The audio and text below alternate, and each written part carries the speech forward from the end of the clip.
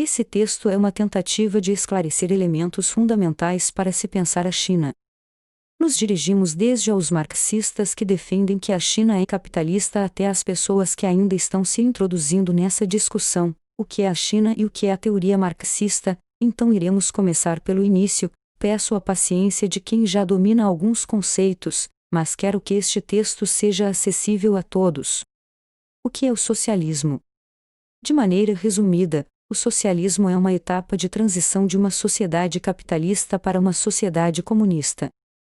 Após analisar a Comuna de Paris, Marx e Engels entenderam que não seria possível a implementação de uma sociedade comunista tão logo os trabalhadores tomassem o poder. Seria necessário uma etapa transitória que criasse as condições adequadas para a superação do capitalismo. Um exemplo que costuma ilustrar didaticamente esta questão: não se supera o racismo criando uma lei que proíbe o racismo. Ainda que esta lei exista, ninguém em sã consciência pode afirmar que o racismo está superado. Para a superação do racismo é necessário que as condições materiais da vida social que produzem o racismo sejam superadas. É necessário que os negros deixem de ser maioria nos presídios e minoria nas universidades e nos altos postos de trabalho. Para que se altere na consciência dos homens a inaceitável ideia de que existe a raça branca é superior à raça negra, é fundamental que o racismo estrutural existente em nossa sociedade seja eliminado, estrutura essa alimentada pelo capitalismo, por sinal. Da mesma forma, para a superação do capitalismo, não é necessário apenas que a classe trabalhadora tome o poder. É fundamental que as estruturas materiais e subjetivas existentes, enraizadas por séculos na sociedade capitalista, sejam superadas. Para isso Marx compreendeu que a existência de um Estado socialista fosse indispensável. Este Estado concentraria a esfera produtiva, política e social tendo o comunismo como um horizonte a ser alcançado. É consenso na teoria marxista que no processo de transição algumas características e condições da antiga sociedade permaneceriam existindo em maior ou menor grau. Não existe uma fórmula sistematizada para o socialismo, este só pode acontecer à luz das condições concretas de cada experiência, de cada país. Portanto, é preciso avaliar cada experiência a partir de seus feitos e de suas possibilidades, da concretude de suas condições históricas, e não de maneira frívola como se a teoria marxista fosse um manual de instruções em que cada elemento social estivesse rigidamente colocado sobre a mesa. Quais as características que evidenciam que a China não é capitalista? 1. Nunca privatizou grandes indústrias, todas em vários graus públicos e estatais. 2. A terra permanece coletivizada e arrendada a pessoas físicas ou jurídicas. Os representantes do PCCH supervisionam todas as operações das corporações, que são totalmente responsabilidade do Estado. Os proprietários de empresas privadas compreendem cerca de 26 dos mais de 2.000 membros do Congresso Nacional do Povo. 3. O PCCH, Partido Comunista Chinês, é composto quase inteiramente por representantes da classe trabalhadora, são pouquíssimos capitalistas. 4. Nunca experimentou os típicos ciclos de colapso típicos das economias capitalistas, em seus 40 anos de desenvolvimento constante com uma taxa de aproximadamente 10% ao ano, mesmo com o uso de métodos privados de empreendedorismo. 5. Os segmentos sociais inferiores da sociedade chinesa tiveram um crescimento no nível de qualidade de vida de 40% desde 1979, já os segmentos inferiores dos Estados Unidos durante o mesmo período, 1%. 6. Se os Estados Unidos não são uma boa comparação devido às suas drásticas diferenças de história e posição, uma muito melhor é a Índia, outra nação pós-colonial que se desenvolveu durante quase o mesmo tempo, e que na verdade transitou completamente para o capitalismo, muito mais desigualdade, quase nenhum progresso ou até mesmo regresso para os segmentos mais pobres da sociedade. 7. 1,5 milhão de capitalistas e funcionários punidos por corrupção desde 2007, 17% dos quais foram presos ou executados. Considerando que os países capitalistas recompensam os excessos e crimes de sua classe capitalista, como os banqueiros de Wall Street em 2008.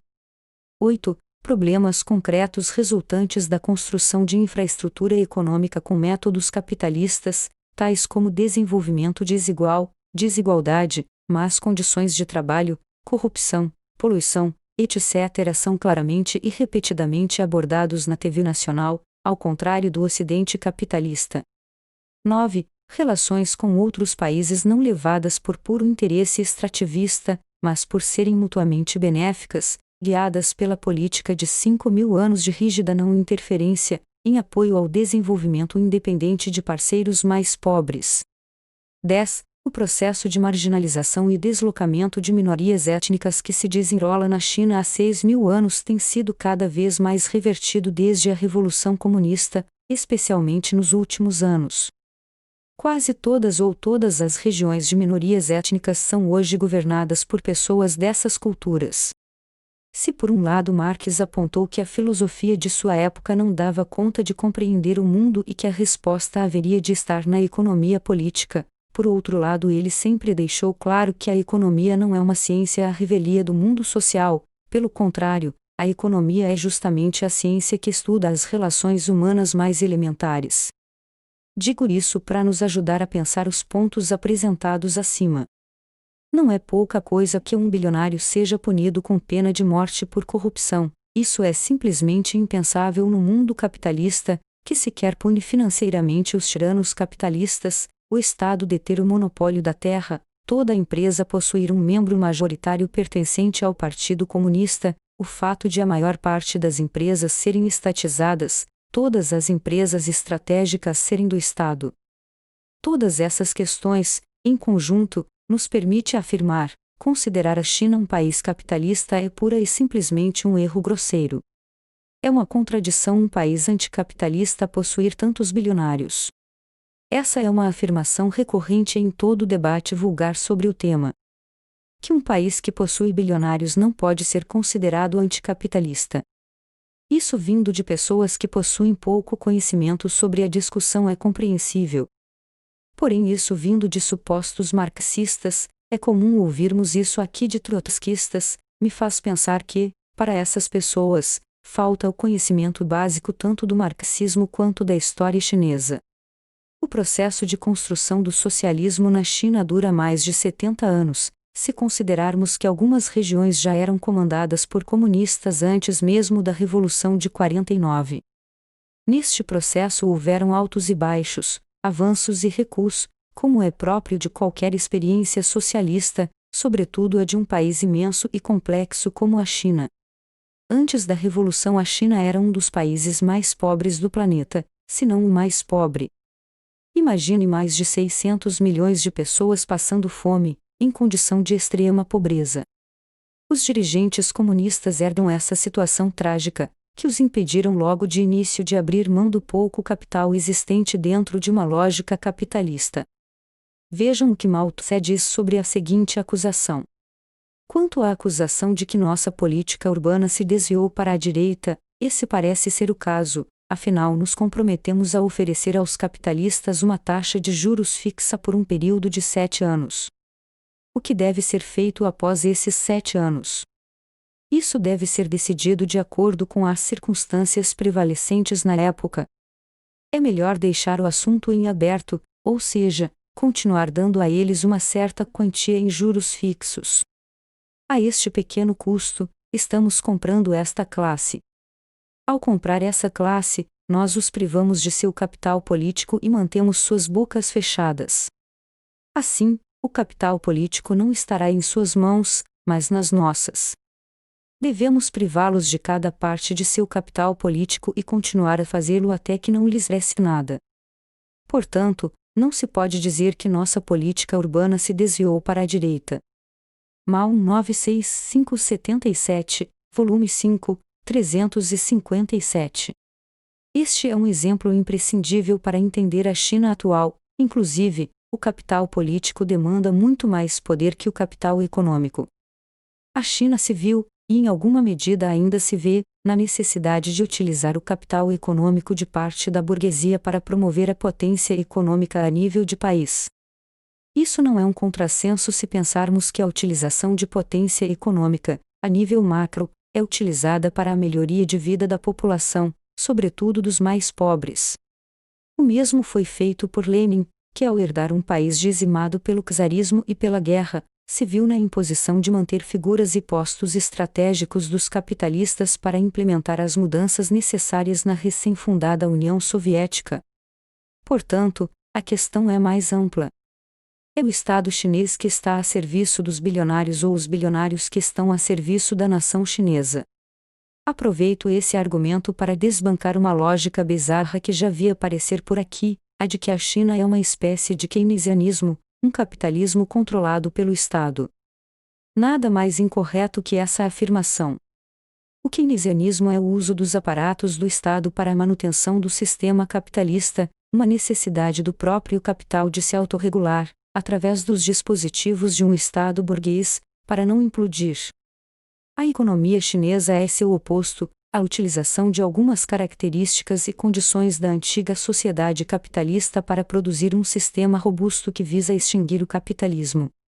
Mas, socialismo e desigualdade social não são incompatíveis. É um erro comum, erro pelo qual eu mesmo passei no início dos meus estudos do marxismo, pensarmos o socialismo de maneira romantizada, uma sociedade absolutamente justa, igualitária, livre e desprovida das mazelas do mundo capitalista. Isso é desconsiderar os monstruosos obstáculos inerentes ao desafio de construir o socialismo. É comum, a gente compreende, mas é preciso superá-lo. O comunismo tem como premissa a igualdade máxima de condições, a democratização completa do poder político e econômico, a justiça social elevada à sua máxima potência. Mas, novamente, o socialismo é a etapa que olha para essas premissas como orientação, mas que sabe que durante o percalço algumas contradições permanecerão existindo. Quando a Revolução Russa aconteceu, a realidade daquelas pessoas eram as piores possíveis, chegando a ter casos de canibalismo durante a Guerra Civil. Houve quem comemorou tamanha miséria, única e extasiante realização: os ricos se foram, restam somente os pobres e os muito pobres. Altos e baixos salários se aproximam. O direito de propriedade é reduzido a bens pessoais, disse o devoto católico Pierre Pascal. Mas vamos ver o que Deng Xiaoping disse a respeito.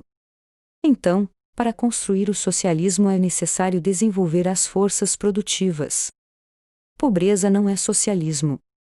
Para defender o socialismo, um socialismo que deve ser superior ao capitalismo, é imperativo, em primeiro lugar, eliminar a pobreza. É verdade que estamos construindo o socialismo, mas isso não significa que o que alcançamos até agora esteja de acordo com o padrão socialista. Somente em meados do próximo século, quando tivermos atingido o nível dos países moderadamente desenvolvidos, poderemos dizer que realmente construímos o socialismo e declaramos, de forma convincente, que ele é superior ao capitalismo. Pode ser divertido, até romântico, defender a igualdade de pobreza quando não é você quem passa fome. A União Soviética, assim como a China pós-revolução, aguardava desesperadamente pela superação da miséria. Inclusive isso é preponderante para o sucesso da permanência da revolução. E, como já tentamos explicar aqui, isso tinha custos. Um deles era a manutenção estratégica de quadros ou determinadas lógicas capitalistas. A desigualdade social dificilmente será absolutamente superada ainda no socialismo, essa etapa de transição.